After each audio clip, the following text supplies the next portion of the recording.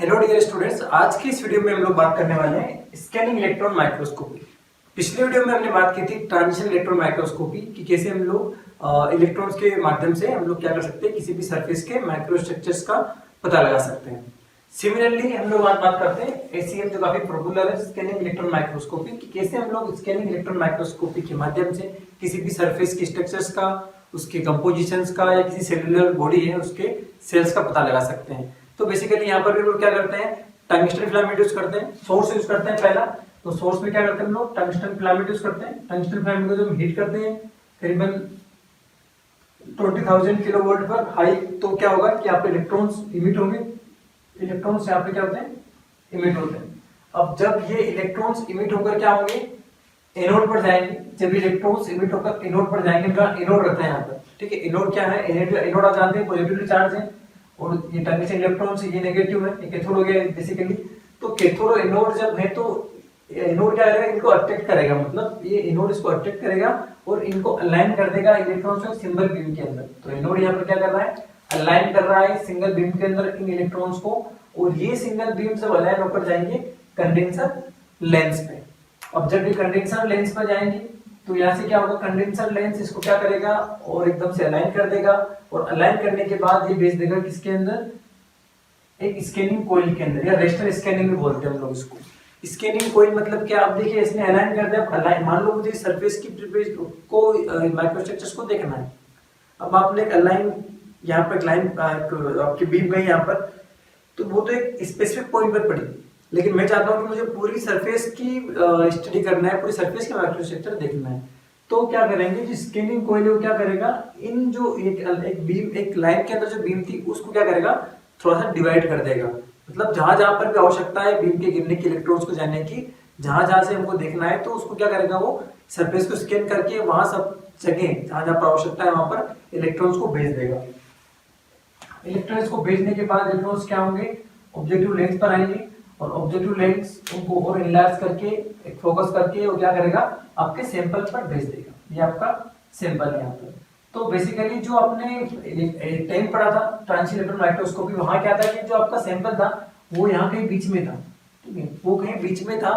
और वहां पर जो प्रिंसिपल था वो था कि जो ट्रांसमिटेड इलेक्ट्रॉन हुए हैं, और वहां पर प्रिंसिपल ये था कि जो आपका स्पेसिमेन था उससे जो इलेक्ट्रॉन्स यहाँ पर ट्रांसमिट हुए हैं, हाई एनर्जी के, कम एनर्जी के, उसकी स्टडी करके हम लोग क्या कर रहे थे कि माइक्रोस्ट्रक्चर का पता लगा रहे थे। अब यहाँ पर डिफरेंस क्या है, यहाँ पर हम लोग स्कैनिंग इलेक्ट्रॉन माइक्रोस्कोपी को क्यों बोल रहे हैं, क्योंकि इसका जो प्रिंसिपल है वो प्रिंसिपल ये है कि जब इलेक्ट्रॉन्स यहाँ पर आएंगे तो interaction of electron beam with atom at various depth with the sample, मतलब जो सैंपल की डिफरेंट डेप्थ पर जब डिफरेंट इलेक्ट्रॉन आकर हिट करेंगे तो उसका जो रेस्पॉन्स रहेगा, उस रेस्पॉन्स से हम लोग क्या करेंगे, उसके माइक्रोस्ट्रक्चर्स को रिवेल करेंगे, ठीक है।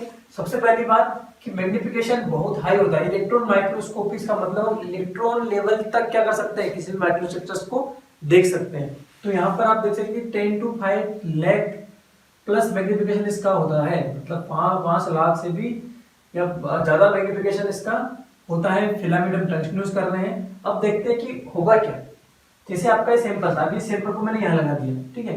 अब यहाँ पर जैसे ही इलेक्ट्रॉन्स बीम आएगी ऑब्जेक्टिव लेंस से निकलकर, इलेक्ट्रॉन्स बीम यहाँ पर आएगी तो क्या होंगे, कुछ इलेक्ट्रॉन्स तो ट्रांसमिट हो जाएंगे, कुछ इलेक्ट्रॉन क्या होंगे बैक स्कैटर हो जाएंगे, और टकरा के सरफेस पे वापस चले जाएंगे, ठीक है।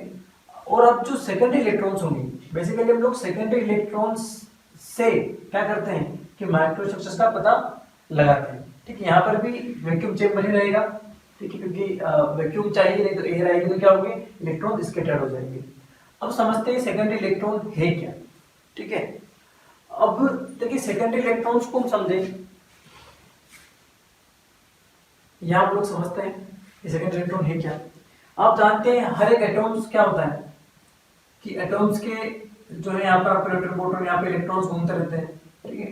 ये आपके इलेक्ट्रॉन से आप सबने पढ़ा है, ऐसा कुछ आपका एटॉम्स का स्ट्रक्चर माइक्रो होता है, एटॉमिक स्ट्रक्चर या एटॉम जो बॉन्डिंग हम लोग बोलते हैं, जो उसके अंदर इलेक्ट्रॉन्स घूम रहे हैं इसके अंदर। अब जैसे ही दूसरा इलेक्ट्रॉन यहाँ पर हिट करा, जैसे सैंपल का मान लो एटॉम है कोई सा, अब इस पे कोई बाहर से आपका इलेक्ट्रॉन आके इस पे स्ट्राइक करा, तो इलेक्ट्रॉन आकर स्ट्राइक करेगा यहाँ पर, ठीक है, इलेक्ट्रॉन यहाँ पर स्ट्राइक करेगा, तो ये इलेक्ट्रॉन जो बाहर से आया वो यहाँ आ जाएगा, और यहाँ जो इलेक्ट्रॉन था वो क्या होगा, वो बाहर चला जाएगा, ठीक है। तो इसको जो इलेक्ट्रॉन यहाँ वाला जो था उसको जो वो बाहर चला गया, और जो यहाँ पर था इलेक्ट्रॉन आया था उसने इसको रिप्लेस कर दिया, तो इस वाले इलेक्ट्रॉन को क्या बोलते हैं, सेकेंडरी इलेक्ट्रॉन बोलते हैं। ये वो हमारा सेकेंडरी इलेक्ट्रॉन। तो जब ये सेकेंडरी इलेक्ट्रॉन जैसे ही इलेक्ट्रॉन्स यहाँ पर आएंगे तो क्या होगा कि बहुत सारे इलेक्ट्रॉन्स में सेकेंडरी इलेक्ट्रॉन्स निकलना स्टार्ट हो जाएंगे। तो सेकेंडरी इलेक्ट्रॉन्स जब जाएंगे और उनको हम लोग क्या करेंगे, जब हमारा डिटेक्टर जो है सीमोस उसके थ्रू कंप्यूटर में हमको डेस्कटॉप पर दिखेगा कि इसका क्या स्ट्रक्चर्स है, जो उसका रेस्पॉन्स है, जो हमारा रेस्पॉन्स है सेकेंडरी इलेक्ट्रॉन्स का, क्योंकि हम लोग जानते हैं हर इलेक्ट्रॉन जो है, हर एटम्स का डिफरेंट डिफरेंट इलेक्ट्रॉन होते हैं, उनका अलग अलग एटॉमिक मास होता है या एटॉमिक एनर्जी अलग अलग होती है। तो हम सबको ऑलरेडी पता है कि इसका क्या एनर्जी होती है। तो जैसे ही ये हमको सेकेंडरी इलेक्ट्रॉन्स मिलेंगे तो उसकी स्टडी करके हम बता सकते हैं कि यार ये कुछ ऐसा इसका स्ट्रक्चर्स है। तो हम लोग बेक सेकेंडरी इलेक्ट्रॉन्स और बेक स्कैटर्ड इलेक्ट्रॉन के माध्यम से हम क्या करते हैं, किसी भी सरफेस की माइक्रोस्ट्रक्चर का पता लगाते हैं। तो ये तो वो बात हो गई माइक्रोस्ट्रक्चर की। अब दूसरा बोलता हूँ कि हम लोग कंपोजिशन का पता लगा सकते हैं। कंपोजिशन मतलब क्या, कि अगर मान लो कोई स्पेसिमेन है, इसके अंदर 5% कार्बन है, 2% निकल है, क्रोमियम, आयरन, बहुत सारे एलिमेंट्स हैं। अब आपको पता करना है कि इसके अंदर कितने कितने अमाउंट में क्या क्या है। तो उसको पता करना क्या कहलाता है कि माइक्रोस्ट्रक्चर्स एनालिसिस या कंपोजिशन एनालिसिस मेटल का। तो उसके लिए इसका कंसेप्ट ये है कि जो एक्सरे इमिट होती है, जो एक्सरे इमिट होती है उसके थ्रू हम क्या कर सकते हैं कि कंपोजिशन पता कर सकते हैं। वो कैसे, अब अगेन आप यहाँ देखें कि जो आपका इलेक्ट्रॉन्स यहाँ पर था, वो इलेक्ट्रॉन ने जब इसको स्ट्राइक किया तो वो इलेक्ट्रॉन यहाँ आकर यहाँ के इलेक्ट्रॉन यहाँ चला गया। अब जो यहाँ पर इलेक्ट्रॉन आया है वो कंफर्टेबल नहीं है इस सिस्टम के अंदर। क्यों? क्योंकि पहले जो इलेक्ट्रॉन से उन सबकी प्रॉपर्टीज और इसकी प्रॉपर्टीज में डिफरेंस है।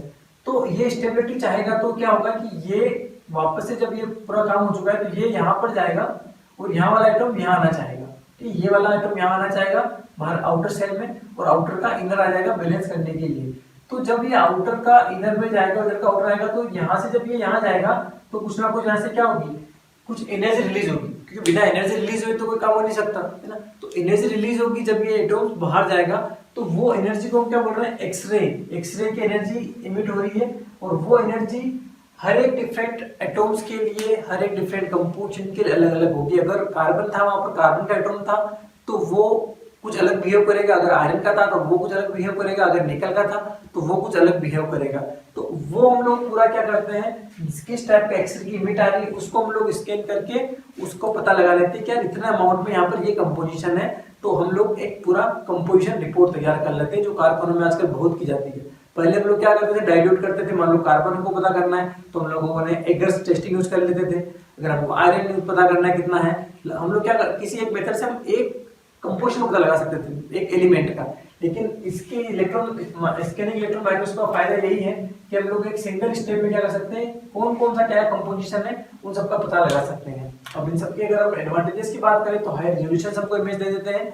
डिसएडवांटेज की अगर बात करें तो काफी ज्यादा कॉस्टली है, बहुत महंगा है, और काफी स्किल्ड व्यक्ति चाहिए, प्लस जो प्री प्रिपरेशन है वो भी आसान नहीं है।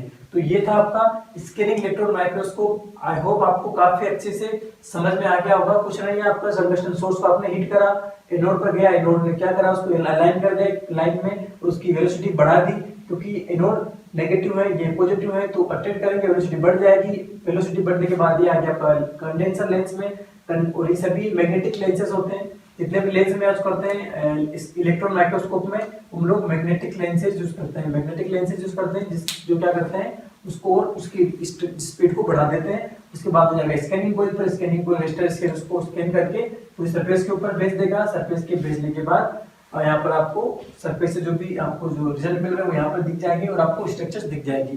तो सेम में आपको क्या मिल सकता है, यहाँ पर आपको 3D इमेजेस मिल सकती है, 3D इमेजेस मिल सकती है, और रंगीन इमेजेस मिल सकती है। टेम में क्या था कि वहां पर आपको ब्लैक एंड व्हाइट स्ट्रक्चर्स मिल रही थी, ब्लैक एंड व्हाइट इमेजेस मिल रही थी, 2D इमेजेस मिल रही थी। लेकिन सेम में फायदा ये कि आपको यहाँ पर क्या मिल सकता है, 3D इमेजेस और जो है कलर्ड इमेजेस मिल सकती है। तो आई होप आपको स्कैनिंग इलेक्ट्रॉन माइक्रोस्कोपी अच्छी समझ में आ गया होगा। टेम सेम इन सब में कोई भी अगर आपको डाउट हो सरफेस प्रिपरेशन में तो आप जरूर कमेंट बॉक्स में लिख दें या हमें मेल कर दें। और अगर आपको पूरा डिटेल में कोर्स चाहिए तो आप हमारा डिस्क्रिप्शन बॉक्स में लिंक देख लें, जहाँ पर आप लोग पूरा कोर्स ज्वाइन कर सकते हैं काफी कम अमाउंट में, जहाँ पर आपको सारे लेक्चर्स के साथ साथ में सपोर्टिंग आपके नोट्स, असाइनमेंट्स एंड क्विजेस भी हम लोग वहाँ पर रखते हैं। और अगर आप कुछ नहीं करना चाहते हैं तो सब्सक्राइब करें। Thank you.